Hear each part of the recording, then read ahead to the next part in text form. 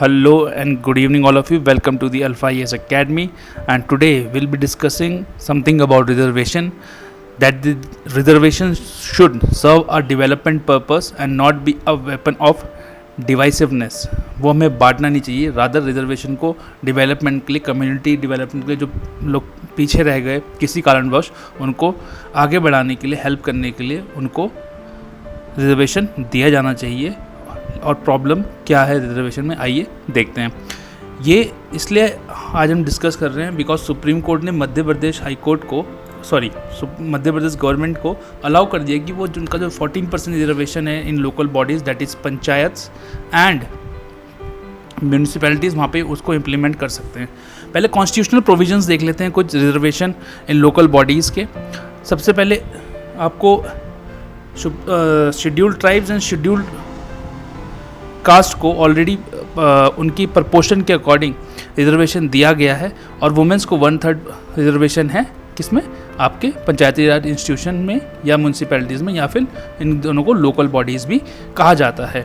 But with regard to other backward classes, जिनको हम OBCs बोलते हैं, उसमें जो है कॉन्स्टिट्यूशन ने स्टेट लेजिस्लेचर को पावर दी है कि वो उनके लिए, अगर उन्हें लगता है कि हाँ भाई इन्हें ज़रूरत है रिजर्वेशन की, तो उनके लिए वो सीट रिजर्व कर सकते हैं at any level of panchayat और office of chairperson in favour of backward classes. ठीक है, कहीं भी वो किसी भी लेवल पे लोकल बॉडीज़ के या उनके चेयरपर्सन्स के बैकवर्ड क्लासेस के लिए रिजर्वेशन दे सकते हैं.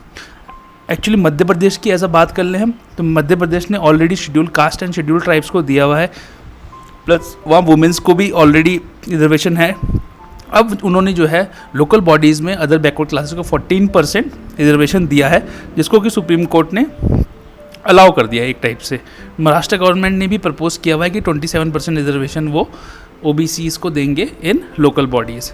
जुडिशियल व्यू देख लेते हैं. नाउ कोर्ट क्या कहता है कि भैया जो आपका क्राइटेरिया है जॉब एंड एजुकेशन रिजर्वेशन, एक तो जॉब में रिजर्वेशन है, आपका एजुकेशन में रिजर्वेशन है, तो इन दोनों का जो criteria that is social and educational backwardness, इसको आप मत देखिए.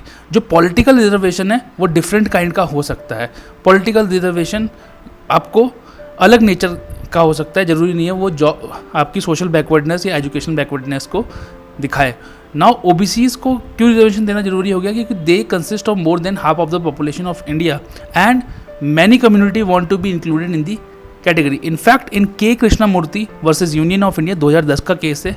Supreme Court while interpreting article 243D sub clause 6 and article 243T sub clause 6 provides reservation for backward class by enactment of law. उन्होंने कहा कि आप लॉ के द्वारा ओबीसीज़ को दे सकते हैं वहाँ पे reservation. Says barrier to political representation are not same as barrier to education and employment. तो जो बैरियर आपका पॉलिटिकल या पॉलिटिक्स में रीच करने के लिए, या वहाँ आपकी विविधता बढ़ाने के लिए है, या डाइवर्सिटी बढ़ाने के लिए, या हर किसी को रिप्रेजेंटेशन देने के लिए है पॉलिटिकली, वो ज़रूरी नहीं कि जो आपको एजुकेशन या एम्प्लॉयमेंट में ज़रूरत पड़े वहाँ भी वैसा ही हो. दस setting up a dedicated commission. But उन्होंने बोला कि आप 3 चीज़ों को फॉलो करिए. सबसे पहले आप एम्पेरिकल डाटा निकालिए. ठीक है, आप प्रपोर्शन बताइए कि आप कितना रिजर्वेशन दे रहे हैं, और जो भी आप रिजर्वेशन देंगे वो आपकी जो 50% जो लिमिट है, जो इंदिरा सोहानी केस में डिसाइड की गई थी, आप उसे ब्रीच ना करें. ठीक है, कई बार इनफैक्ट तमिलनाडु एक ऐसा स्टेट है जहाँ 50% से ज़्यादा रिजर्वेशन है. इनफैक्ट अभी जब आपका EWS को रिजर्वेशन दिया गया तो उसने भी 50% ब्रीच कर दिया मार्क, और वो केस अभी भी पेंडिंग है. स्टेट्स क्या बोलते हैं? स्टेट्स बोलते हैं कि कास्ट सेंसेक्स जो दिखाता है कि 50% से ज़्यादा जनता ओबीसीज़ की कैटेगरी में इंक्लूड होती है, तो वो बोलते हैं कि ये 50% जो सीलिंग है कोटास पे, ये हटनी चाहिए, और रिजर्वेशन आपका प्राइवेट सेक्टर में भी आना चाहिए, जस्ट पब्लिक सेक्टर में नहीं रहना चाहिए. ना आपको लास्ट क्वेश्चन पे आ जाते हैं. एक बहुत बड़ा डिबेट रहा है हमेशा से कि रिजर्वेशन अच्छा है या बुरा है. देखिए, हर चीज़ को ब्लैक एंड वाइट में नहीं देखा जा सकता, हर चीज़ को अच्छाई या बुराई में नहीं देखा जा सकता. हर चीज़ की अच्छाई भी होती है और उसकी बुराई भी होती है. आप उसको कैसे यूज़ करते हैं वो उस पर डिपेंड करता है. तो हम यही बोलेंगे कि कोटास जो है वो इफेक्टिव इंस्ट्रूमेंट हैं एम्पावरमेंट के एंड जस्टिस के.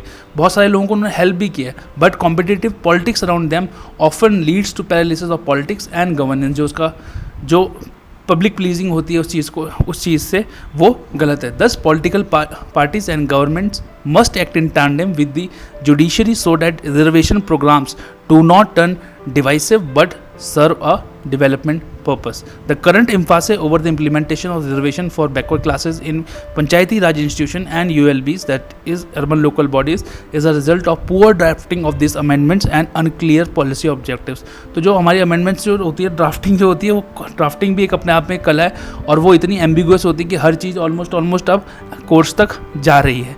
पॉलिसी ऑब्जेक्टिव नहीं पता होता कि आप ऑब्जेक्टिव क्या अचीव करना चाहते हैं, उससे बस आप दे देते हैं. The impasse threatens the future grass roots of democracy in India by putting on hold the local body elections for indefinite periods of time and can only be addressed through a constitutional amendment. Thus, it is necessary that everything that is done should be in a democratic way, and it should be in the interest of the democracy of India. Thank you all of you for watching, and we have a Udbhav Mains Test Series 2022 where we are for the first time coming up with the live answer writing session, and you can join us and write your answers then and there, submit your copies, and we'll be checking your copies. It is the cheapest test series ever in the history of UPSC. Till then, take care. You can contact us on the following numbers. Bye bye. Take care.